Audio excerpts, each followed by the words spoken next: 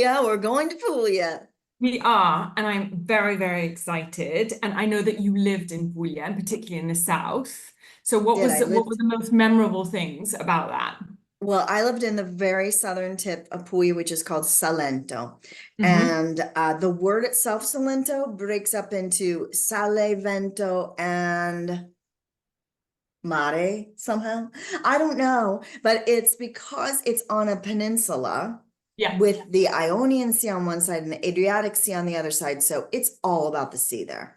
And in Yeah. fact, I've got this little postcard that shows a little image of that's the kind of sea we're It's talking just so about. beautiful, isn't it? Oh my And goodness me. and these cliffs, Yeah. you just can't even imagine the natural Yeah. beauty because it's just like rock, big rock cliffs and then big rocks into the water.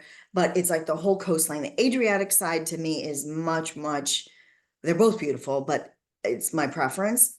Some of the big towns there are Lecce, which they call the I've heard it's beautiful. Florence of the South. And it is gorgeous too. It's got a lot of this, white stone that this area is very Yeah. famous for. I think it's called Pietra Laccese actually. And Okay. then yeah, and they've got, a lot of so much history. And then Otranto, which is on the coast, on the Adriatic coast, and they call it the Porta d'Oriente because that's where you got to, I guess, Turkey, Greece, and the Orient, as they called it at that time, the door to the east. Yeah. And then other sort of famous places are Santa Maria de Leuca, which is the very southernmost tip of the little stiletto boot, which is Yeah. Salento. That's the farthest point. So that's kind of like if you're taking a trip to this area, you would want to drive all the way around the coast. My suggestion, all around the coast, you can drive it. And there are lots of little fishing villages like Castro and uh, Santa Maria Santa Cesario, excuse me. And then Santa Maria de Leuca is the very farthest south. On the Ionian side, you have Gallipoli and Yes. Taranto, Which and is these have, so, so popular here. Gallipoli is yeah, where everyone goes on holiday in the summer. to Gallipoli or Yeah. Taranto, yeah. No, And Gallipoli. Gallipoli and Otranto have huge castles.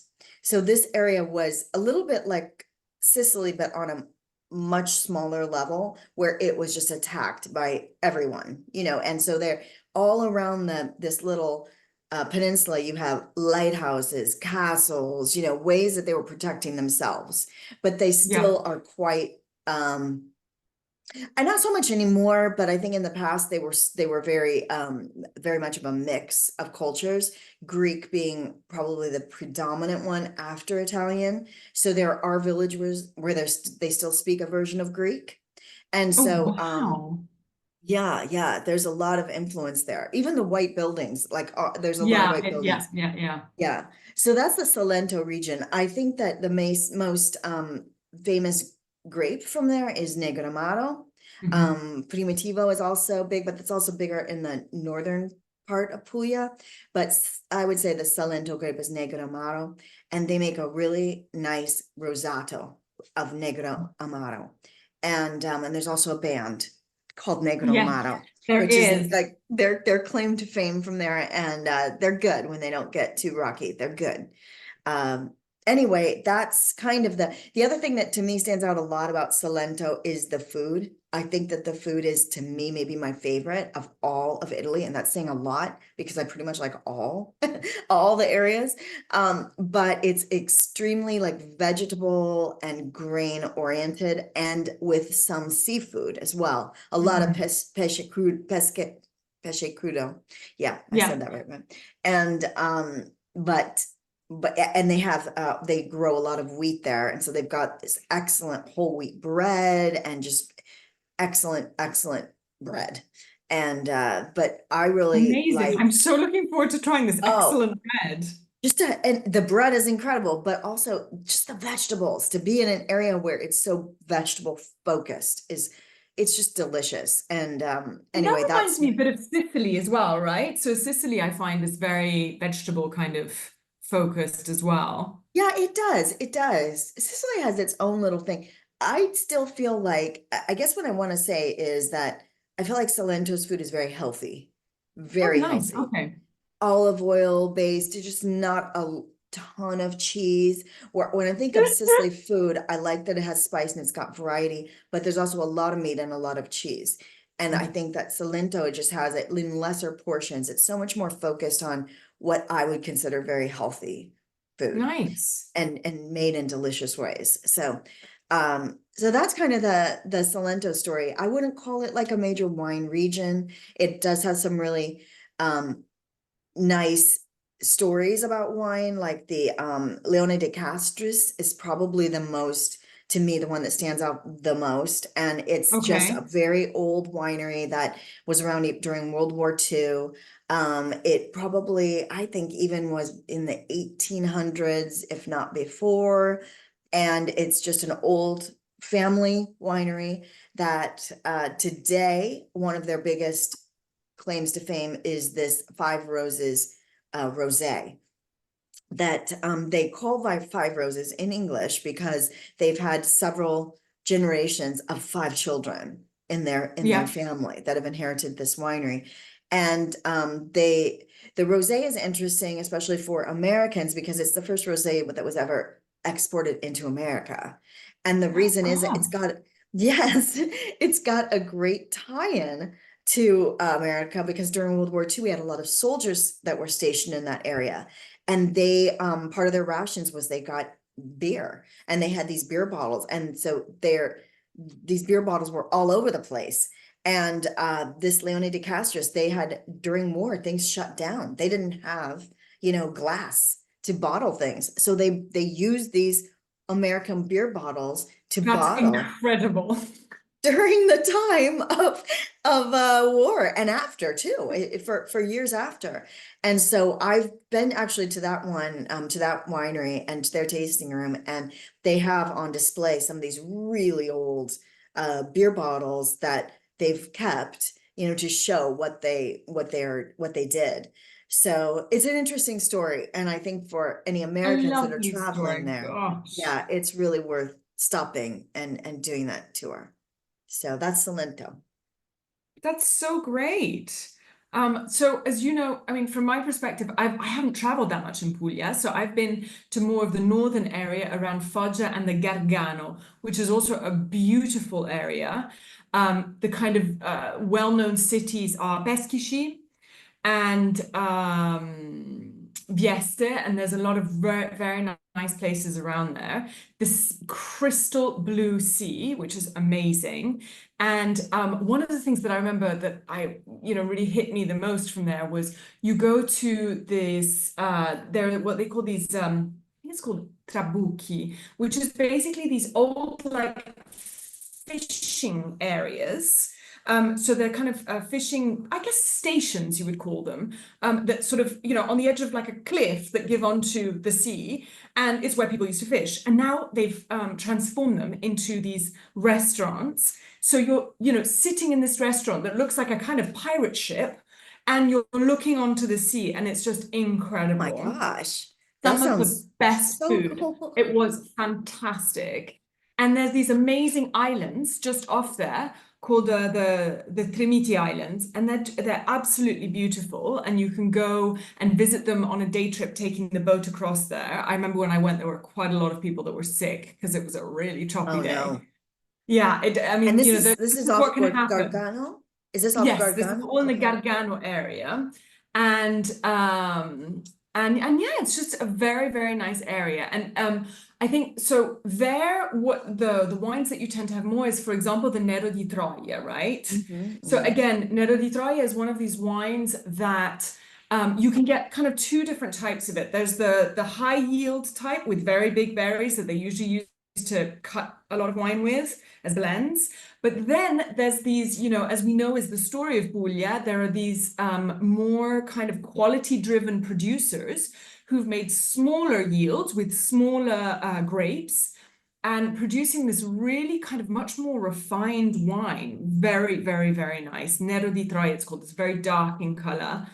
And definitely sort of definitely worth trying. And it's only now that they've started really cultivating and producing it in as its own single variety rather than using it in blends. But definitely lots of very exciting wineries are producing it. And then you've got the Bombino Bianco, which is the white wine around there, yeah, that they make that's quite crisp, very high acidity.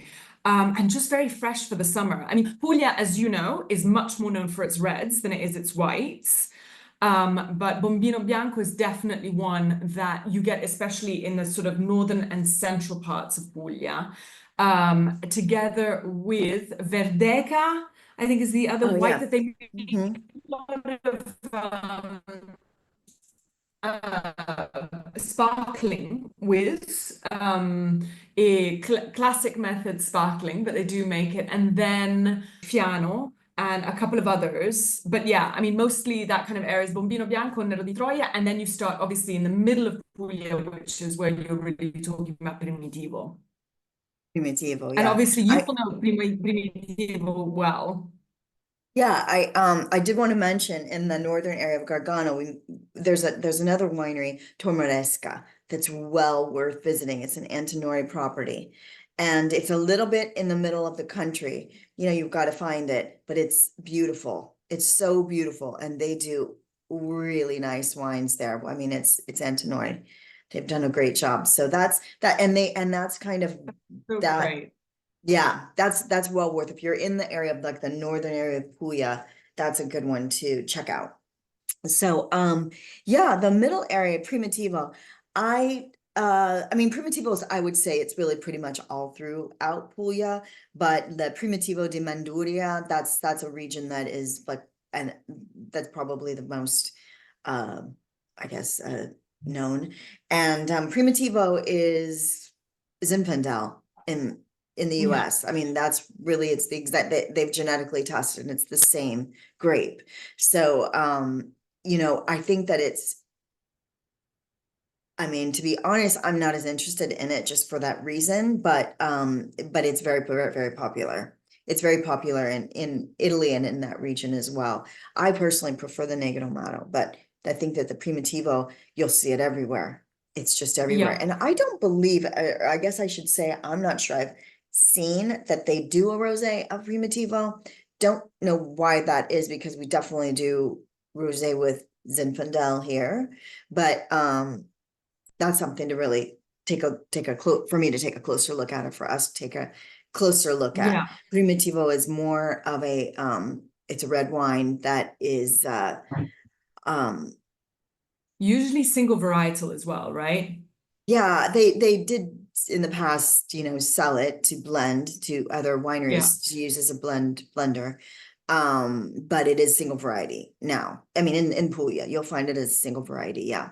So yeah, Now, I interesting. find the thing I find really interesting with Primitivo now is that because it's got such high sugar and it's kind of known for that, they have to be really careful about their levels of alcohol content Oh, because they can't sort of harvest too early, but you've got these wines that are coming out at like 18%, you know, 16, 17%. I mean, it's really difficult. yeah, But you know, as you were saying, like it's true. Primitivo is definitely, I would say it's the flagship wine of Puglia, yeah. Primitivo. And you know, it was something I feel like Puglia is kind of similar to Sicily in that it was for a long time known for its quantity versus quality. And it was sent to the north to kind of strengthen these weaker wines. And now it's just very different. Like they're really focusing on improving the quality and on, yeah, basically kind of there's almost a cult following now of Primitivo Oh admirers. yeah, you mentioned that. Yeah. That's so interesting to me. I thought it was really interesting, Primitivo of all things. I would love, so I'm excited. That's interesting to me. What is it that is drawing all of these people in? Especially because as we've talked about before, it seems like trend wise, we're going The opposite, lighter yeah, wines.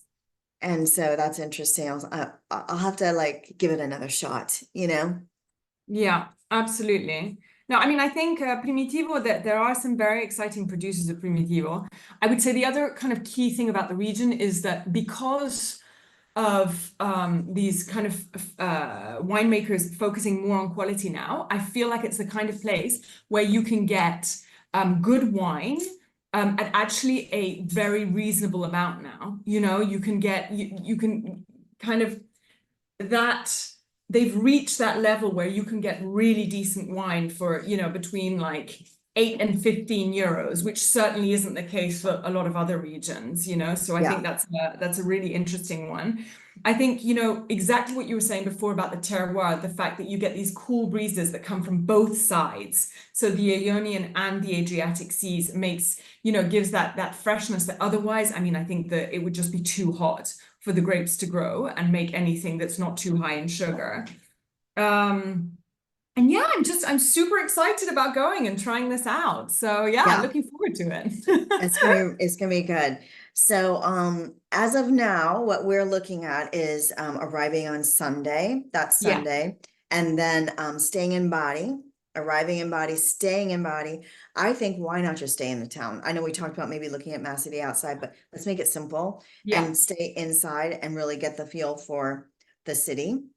yeah. And then the next day we'll drive into Puglia, probably stop around Altamura, that area, and do some touring that day and then take it from there. Sounds fantastic. I'm so looking forward to it. Me too. It's 1 month away. All right. Well, thanks. Okay.